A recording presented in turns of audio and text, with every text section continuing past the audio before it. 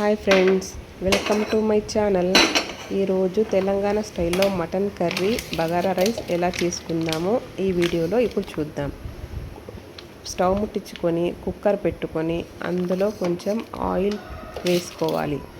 Oil కాస్త వేడయ్యాక 2 medium size ఉల్లిగడ్డలని సన్నగా కట్ చేసుకొని ఆయిల్ హీట్ అయిన తర్వాత అందులో వేసి దూరగా వేయించుకోవాలి. ఆనియన్స్ వేయించుకోవడం బ్రౌన్ కలర్లో వచ్చే వరకు చూడాలి. అలా ఆనియన్స్ ఫ్రై అయినాక తీసుకొని పక్కన పెట్టుకోవాలి. ఆనియన్స్ మొత్తం ఒక ప్లేట్లోకి ట్రాన్స్ఫర్ చేసుకున్న తర్వాత అందులో మళ్ళీ కొంచెం ఆయిల్ యాడ్ చేసుకొని కొంచెం బగారా ఆకు,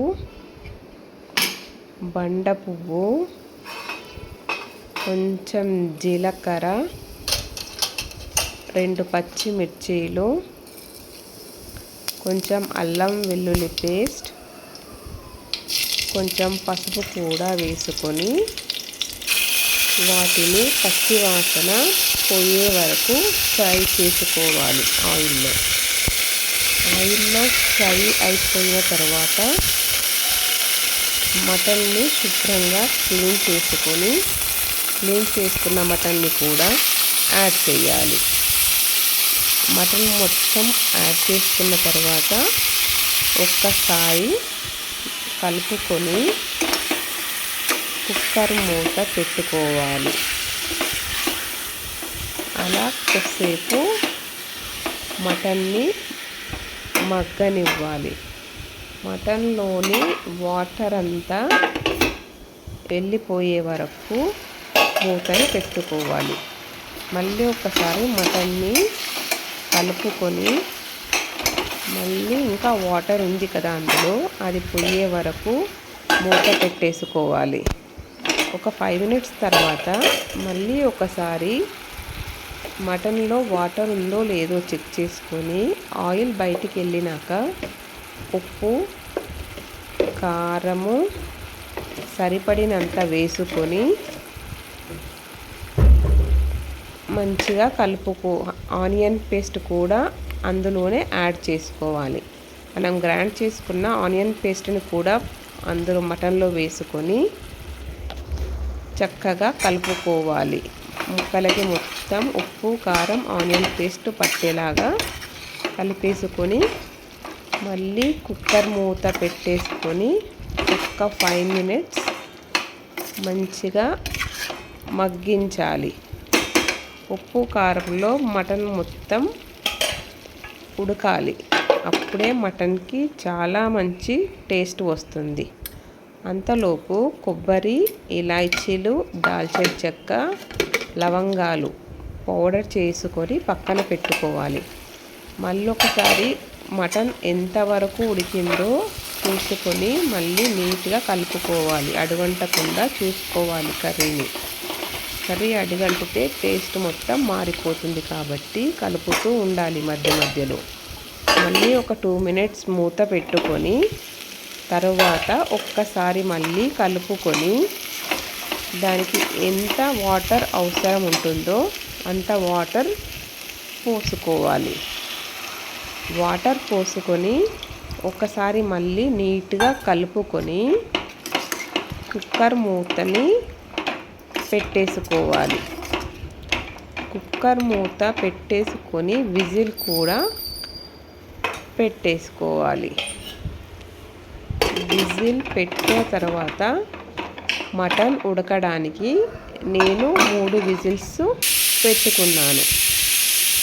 అలా 3 విజిల్స్ వచ్చినాక కాసేపు పొయ్యి ఆఫ్ చేసుకొని పెట్టుకోవాలి. అందులో ఉన్న ఆవిరి మొత్తం వెళ్ళిందో లేదో చెక్ చేసుకున్న తర్వాత కుక్కర్ మూతని తీసేసుకొని ఒకసారి మళ్ళీ అందులో ఇందాక మనము గ్రైండర్ చేసి పెట్టుకున్నాం కదా కొబ్బరి మసాలాలు, ఆ పౌడర్ని కొంచెం యాడ్ చేసుకోవాలి. నేను మసాలాలు ఎక్కువ వేయను కాబట్టి జస్ట్ కొంచెం ఫ్లేవర్ కోసం మాత్రమే యాడ్ చేసుకున్నాను. మీకు కావాలంటే కొంచెం ఎక్కువ యాడ్ చేసుకోవచ్చు. కొబ్బరి యాడ్ చేసినాక కొత్తిమీర కూడా నీట్గా కడుక్కొని కట్ చేసుకొని అది కూడా వేయాలి. అందులో వేసినాక ఒకసారి మంచిగా కలుపుకొని ఒక 5 మినిట్స్ కొబ్బరిని అందులో మటన్లో గ్రేవీ థిక్నెస్ అయ్యే వరకు చక్కగా ఉడకబెట్టుకోవాలి. మూత పెట్టుకోకపోయినా నడుస్తుంది. కర్రీ మొత్తం ఇలా దగ్గరికి వచ్చినాక ఇంకోసారి కొత్తిమీర వేసుకొని కర్రీని ఆఫ్ చేసేసుకుంటే వేడి వేడి మటన్ కర్రీ టేస్టీగా రెడీ అవుతుంది. అంతే. బగారా రైస్ కోసం ఏం చెయ్యాలో ఇప్పుడు చూద్దాం. ఒక గిన్నె పెట్టుకొని అందులో కొంచెం ఆయిల్ వేసుకొని, నేను ఆయిల్ కొంచెమే వేసుకున్నాను, నేను తక్కువ తింటాము కాబట్టి. ఆయిల్ వేడయ్యాక దానికి సరిపడా మసాలాలన్నీ తీసుకొని ఒక ప్లేట్లో పెట్టుకున్నవి బండ పువ్వు, ఇలాచీలు, జీలకర్ర, లవంగాలు, ఒక బగారాకు ఒక్కొక్కటిగా వేడైపోయిన ఆయిల్లో వేయాలి. అలా అన్నీ వేసుకున్నాక పచ్చిమిర్చిని కూడా యాడ్ చేసుకోవాలి. పచ్చిమిర్చి మసాలాలు కొంచెం ఫ్రై అయ్యే వరకు సిమ్లోనే పెట్టి మంచిగా కలుపుకోవాలి. పచ్చిమిర్చి మసాలా దినుసులు అన్నీ ఆయిల్లో మంచిగా ఫ్రై అయ్యాక నేను 2 గ్లాసెస్ రైస్ తీసుకున్నాను.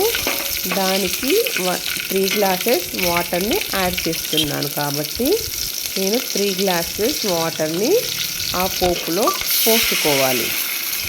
వాటర్ పోసుకున్న తర్వాత రుచికి సరిపడినంత ఉప్పుని కూడా ఇప్పుడే మనం యాడ్ చేసుకోవాలి. అందులోనే కొంచెం కొత్తిమీర కూడా వేసేసుకుంటే ఉడికేటప్పుడు ఫ్లేవర్ అనేది రైస్కి చాలా బాగా వస్తుంది. అందుకనే నేను కొత్తిమీర ముందే వేసేసుకుంటాను వాటర్లోనే. తర్వాత మూత పెట్టుకొని వాటర్ మరిగే వరకు వెయిట్ చేయాలి. వాటర్ మరగడం స్టార్ట్ అయిపోయింది కదా. ఇప్పుడు మనం 1 అవర్ బ్యాక్ నానబెట్టుకున్న బియ్యాన్ని వాటర్లో వేసేసి పోపులో వేసేసుకొని మొత్తాన్ని రైస్ని వేసేసుకొని స్పూన్ తోటి నీట్గా కలుపుకోవాలి. ఒకసారి కలుపుకున్న తర్వాత మూత పెట్టేసుకొని ఒక 5 మినిట్స్ వెయిట్ చేయాలి. అంతలోపు మనకి అన్నం హాఫ్ వరకు బాయిల్డ్ అయిపోయింది. చూడండి, అలా బాయిల్డ్ అయిన రైస్ని ఇంకొకసారి మళ్ళీ కలుపుకొని మళ్ళీ మూత పెట్టేసుకోవాలి. మూత పెట్టేసుకొని ఒక్క 3 మినిట్స్ వెయిట్ చేయాలి. 3 మినిట్స్ వెయిట్ చేసినాక వాటర్ అంతా వెళ్ళిపోతుంది. ఆ రైస్ మ్యాక్సిమం అయిపోయింది. ఇంకొకసారి నీట్గా కలుపుకొని సమానంగా పెట్టేసుకొని రైస్ దమ్ పెట్టేసుకోవాలి. దమ్ పెట్టేసుకుంటే అందులో మిగిలిపోయిన వాటర్ అంతా ఆవిరైపోతుంది. రైస్ పొడి పొడిగా వస్తుంది. కాబట్టి ఇంకొక 4 మినిట్స్ వెయిట్ చేద్దాం. ఇప్పుడు ఒకసారి చెక్ చేసుకుందాం మన రైస్ ఎలా ఉందో. ఓకే, రైస్ అంతా పర్ఫెక్ట్గా ఉంది. వాటర్ ఏది లేకుండా పర్ఫెక్ట్గా ఉంది. మూత పెట్టేసుకొని పొయ్యి బంద్ చేసుకుంటే బగారా రైస్ కూడా రెడీ అయిపోతుంది. Telangana style mutton gravy with bagara రైస్తో తింటే చాలా బాగుంటుంది. ఇది ఒకసారి మీరు కూడా ఇలా చేసుకొని టేస్ట్ చూసి ఎలా ఉందో నాకు కామెంట్స్లో చెప్పండి. నచ్చితే లైక్ చేయండి, షేర్ చేయండి, సబ్స్క్రైబ్ చేసుకోండి. Thank you.